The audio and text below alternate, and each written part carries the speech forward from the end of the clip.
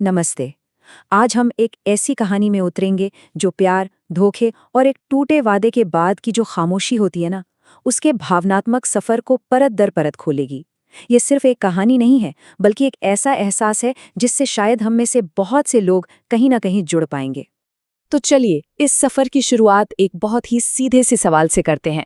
आखिर एक टूटे हुए वादे की असली कीमत होती क्या है? इस गहरे सवाल को समझने के लिए हम रोमिल और वर्षा की कहानी के जरिए इस भावनात्मक कीमत की गहराई तक जाएंगे। तो कहानी शुरू होती है एक रिश्ते की बेहद मजबूत नींव से, एक ऐसे वादे से जिस पर रोमिल को अटूट मतलब पूरा पूरा विश्वास था।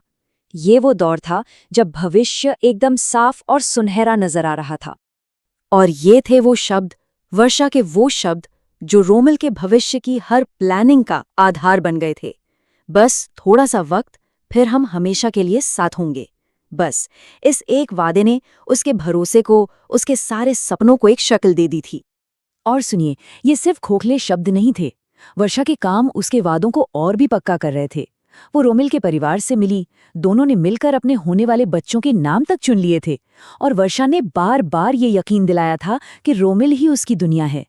ये सब एक मजबूत भविष्य के बहुत ही ठोस संकेत थे।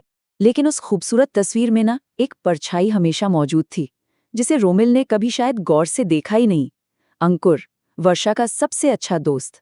वो एक ऐसी खामोश मौजूदगी थी जो हमेशा आसपास रहती थी, जो शायद वर्षा की वो बातें भी सुनता था जो रोमिल नहीं सुन पाता था। और बस यहीं से कहानी दूसरे दौर में दाखिल होती है। एक धीमा, खामोश बदलाव। ये कोई अचानक आई हुई दरार नहीं थी, नहीं, बल्कि ये धीरे धीरे बढ़ती दूरियों का एक सिलसिला था जिसे महसूस तो किया जा सकता था, पर शायद समझा नहीं जा सकता था। और ये बदलाव उनकी बातचीत में साफ साफ झलकने लगा था। जो मैसेजेस पहले लंबे और प्यार भरे होते थे, वो अब छोटे और बेजान होने लगे। जहां पहले कोई बहाने नहीं होते थे, अब हर बात के लिए लंबे लंबे बहाने बनने लगे थे। ये उनके रिश्ते में आ रही खामोशी का पहला सबूत था। पर जानते हैं, शब्दों से भी ज्यादा गहरा बदलाव था उसकी नजरों में। वर्षा की आंखों ने रोमिल को वैसे देखना बंद कर दिया था जैसे वो पहले देखा करती थी। ये एक ऐसा बदलाव था जिसे रोमिल महसूस तो कर सकता था, पर शायद उस वक्त समझ नहीं पाया कि आखिर हो क्या रहा है। उनका जो इमोशनल कनेक्शन था वो खत्म हो रहा था। तो अब कहानी उस मोड़ पर पहुंचती है जहां ये सारे खामोश बदलाव एक ऐसे सच में बदल जाते हैं जो सब कुछ, सचमुच सब कुछ बिखेर कर रख देता है। और फिर एक दिन, बिना किसी चेतावनी के, वर्षा ने वो शब्द कह दिए जिन्होंने रोमिल की दुनिया को मानो तोड़ ही दिया।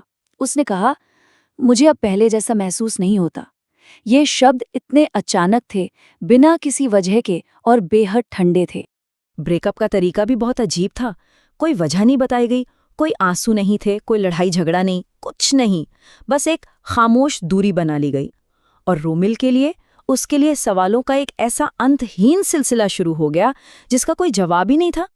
रोमिल खुद को ही दोष देता रहा, इंतजार करता रहा, उम्मीद करता रहा कि शायद सब कुछ ठीक हो जाएगा। लेकिन हफ्तों बाद असली सच सामने आया। और वो सच वर्षा की तरफ से नहीं, बल्कि उनके एक कॉमन दोस्त की भेजी हुई एक तस्वीर से सामने आया।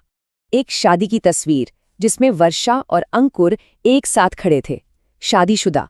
ये वो पल था जब हर एक वादा, हर एक सपना और हर एक झूठ एक साथ टूटकर बिखर गया। धोखा जोरदार नहीं था, वो खामोश था, भारी था और हमेशा के लिए था। इस सच्चाई के बाद रोमिल की दुनिया कैसी थी? अगला भाग इसी पर है, डिप्रेशन का वो खामोश कोहरा।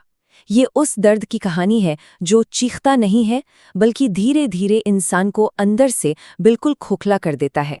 डिप्रेशन हमेशा एक तूफान की तरह नहीं आता, कभी कभी ये एक कोहरे की तरह होता है, धीमा, दम घोटने वाला, जिससे बचकर निकलना लगभग नामुमकिन सा लगने लगता है।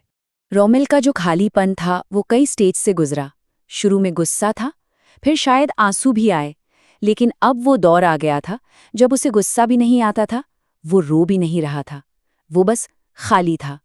और ये एहसास दर्द से भी ज्यादा खतरनाक होता है, जब इंसान कुछ भी महसूस करना बंद कर। तो इस पूरी कहानी से, इस नुकसान से क्या सबक मिलता है? ये हमारी बातचीत का आखिरी हिस्सा है, जो रोमिल की व्यक्तिगत कहानी को एक ऐसे सच से जोड़ता है जो शायद हम सब के लिए है।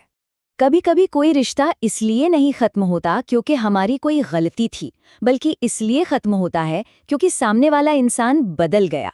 ये एक कड़वा सच जरूर है, लेकिन इसे समझना शायद आगे बढ़ने के लिए बहुत जरूरी है। और शायद सबसे बड़ी सच्चाई यही है कि उस वादे का कोई इलाज नहीं है जो कभी निभाने के लिए किया ही नहीं गया था। ये एक ऐसा ख्याल है जो हमें वादों और रिश्तों की नाजुक फितरत के बारे में सोचने पर मजबूर कर देता है।